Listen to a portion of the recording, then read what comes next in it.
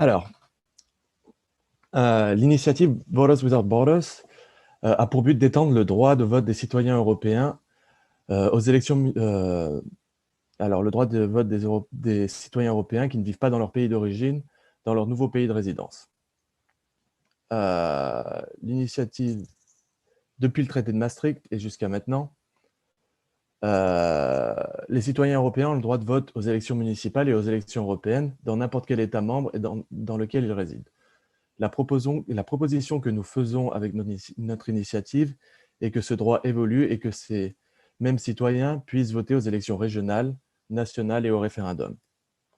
Donc, on va commencer par un petit quiz. Combien de citoyens européens vivent dans un autre État membre? Est-ce que c'est 3, 14 ou 36 millions? Donc, je vous laisse une petite seconde et la réponse est 14 millions. 14 millions d'Européens ne peuvent pas vivre ne peuvent pas voter dans le pays dans lequel ils vivent, dans lequel ils résident. Aujourd'hui, un Tchèque vivant en Allemagne, par exemple, ou un Espagnol vivant en Croatie ne peuvent pas voter dans le pays où ils ont élu domicile. Ça ne change pas qu'ils soient étudiants, retraités, salariés ou autre chose, qu'ils y vivent depuis 2 ou 12 ans. Ils n'ont pas les mêmes droits que les personnes avec lesquelles ils vivent tous les jours, leurs voisins, leurs collègues ou autres. Et pourtant, les décisions qui les concernent tout autant. Donc, c'est un peu injuste. Il y a aussi certains pays qui désinscrivent complètement leurs citoyens des listes électorales après une période plus ou moins longue de vie à l'étranger. Donc, les citoyens provenant de ces pays-là sont doublement pénalisés. Ça concerne des pays comme par exemple Malte ou l'Irlande.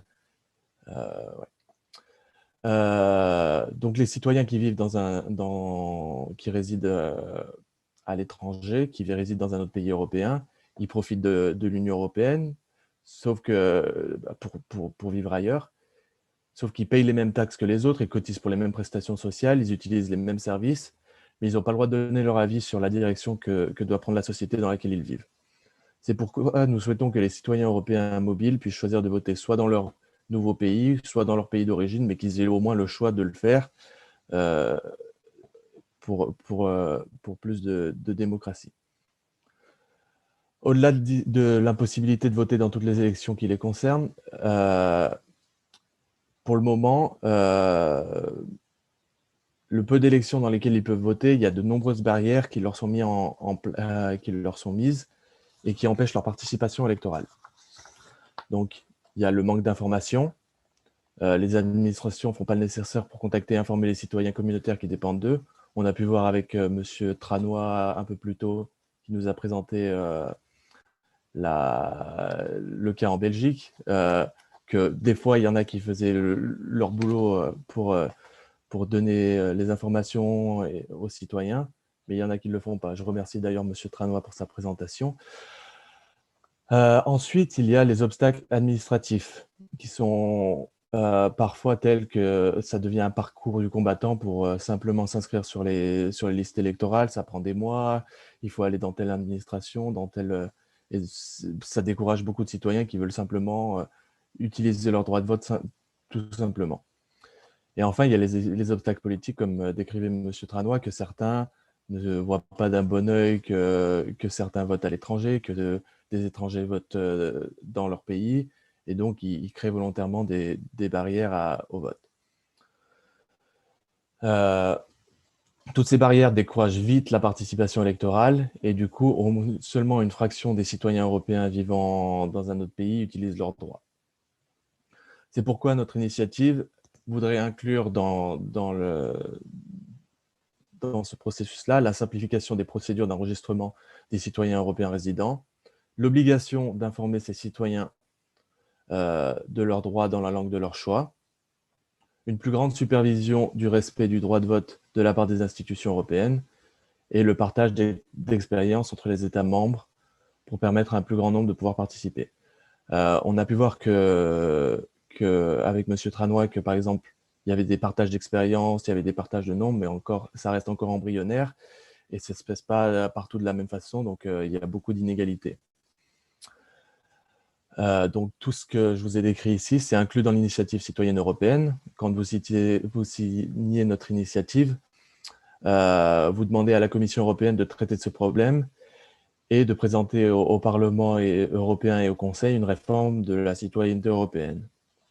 Cependant, notre campagne ne se limite pas à promouvoir l'extension des droits dans leur nouveau pays, mais aussi de permettre aux citoyens mobiles de pouvoir participer où ils le souhaitent, c'est-à-dire aussi dans leur pays d'origine, parce ils peuvent avoir encore des liens. Par exemple, certains ne vivent à l'étranger que pour une courte période de temps. Je pense aux étudiants, à des opportunités professionnelles, et ça ne veut pas dire que leur droit doit être mis en pause pendant cette période à l'étranger, et ils doivent pouvoir toujours s'exprimer et avoir le droit de voter.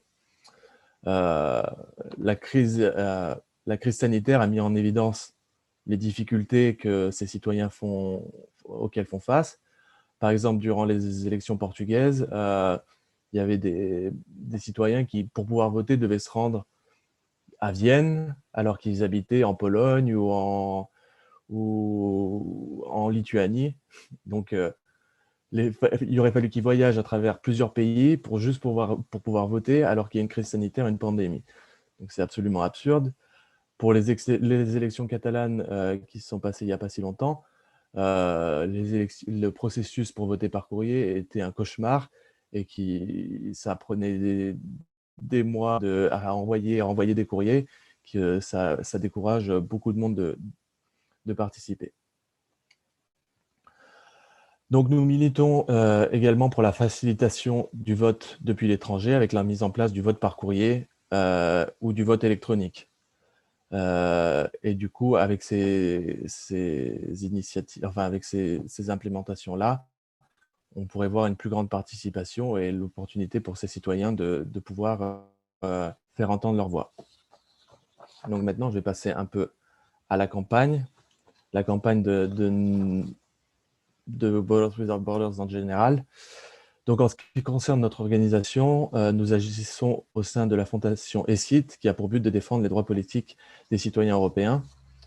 Mais nous sommes, à Borders Without Borders, un groupe de jeunes européens récemment diplômés ou en cours d'obtention de leur diplôme.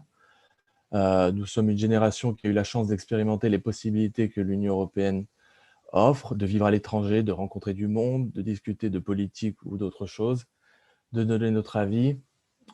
C'est pourquoi ce sujet est particulièrement important pour nous.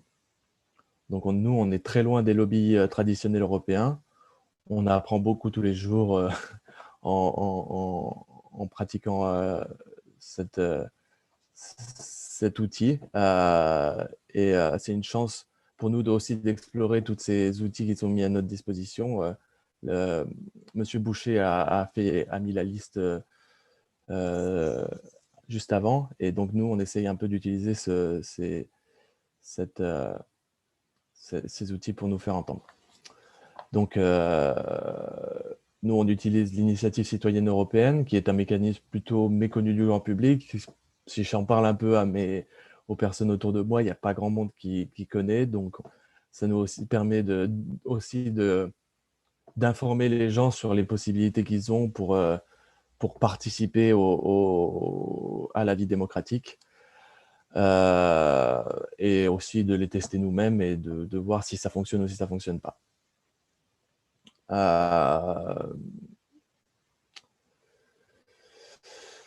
Donc, le but premier de notre initiative, c'est de réunir 1 million de signatures pour que la Commission européenne traite notre demande, et c'est ce qui occupe la plus grande partie de notre campagne. Mais avoir 1 million de signatures, ce n'est pas une chose simple. Même si plus de 60% des citoyens européens sont en faveur de la réforme et ont de la sympathie pour notre cause, ils sont en faveur d'autoriser les citoyens européens à voter dans leur nouveau pays. C'est un sujet beaucoup moins engageant que, par exemple, il y a d'autres initiatives sur l'usage des pesticides, sur le revenu universel.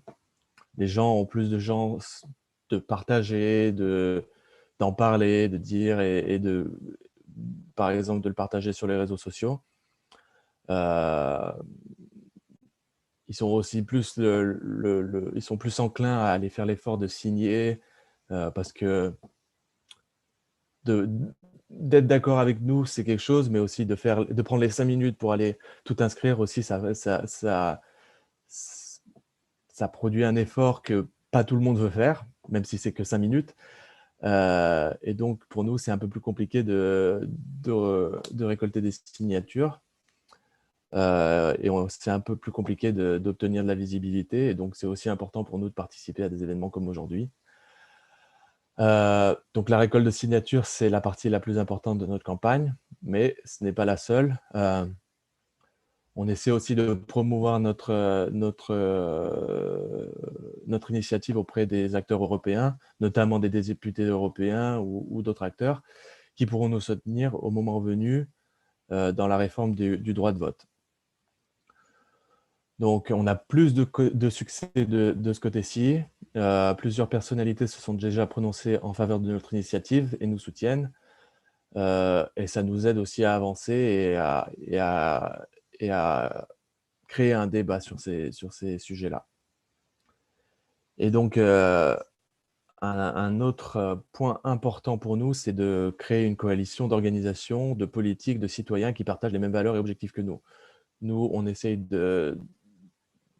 d'encourager la participation des citoyens mobiles au processus électoral, pardon, mais ça s'inscrit un peu dans un cadre plus important avec des valeurs, des objectifs de participation un peu plus grands.